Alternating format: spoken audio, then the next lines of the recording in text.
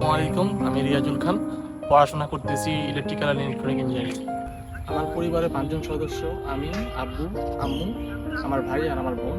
তো আমার আব্বু একজন লাইব্রেরিতে জব করে আর আম্মু হলো গৃহিণী।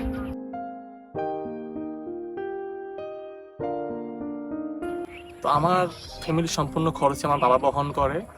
তো বর্তমানে আমার পরিবার চালানো পরে আবার আমার পড়ালেখার খরচ চালানো অনেকটাই কষ্ট হয়ে যাচ্ছে আব্বুর জন্য। তো এমন একটা সময় গেছিল যে আমরা পরিবারের 5জন সদস্য একটা রুমেই ছিলাম। তো ওই সময় আব্বু অনেক কষ্ট করে পরিবারের খরচ চালাইছে, প্লাস আমাদেরকে লেখাপড়া করাইছে। তো বয়স কয়েক মাস আগে আমি অসুস্থ হয়ে পড়ছিলাম। পরে আব্বু একা খরচ চালাইতে পারে নাই। তো লাস্ট মাস দেখা গেছে যে আমার চিকিৎসার জন্য আমার বিকাশে 3,000 টাকা ছিল, যা আমাকে আব্বু খাবারের জন্য দিছিল। পরে আমি ওই 3,000 টাকা দিয়েছিলাম, তারপর আমার চিকিৎসাটা আব্বু করতে পারছে। তো বাবারও অনেকটা বয়স হয়েছে, আমি চাচ্ছি না বাবাকে এখন আর প্রেশারাইজ করতে যে আমার খরচ দাও, এগুলোর বিষয়ে কথা বলতে। আমি চাচ্ছিলাম যে নিজ উদ্যোগে কিছু করার জন্য, কিন্তু এর জন্য অনেক ভালো একটা অ্যামাউন্টের মূলধন দরকার, যা আমি ফ্যামিলি থেকে চাচ্ছে আমার লজ্জা লাগে। তো একদিন ফেসবুক স্ক্রল করতে করতে আমি হিউম্যানিটি হাব নামের একটা ভিডিও আসলো। তো সেখানে দেখলাম যে ভাইরা তাদের এই মানুষকে সাহায্য করতেছে। পরে আমি কৌতূহলবশত তাদেরকে মেসেজ দিলাম।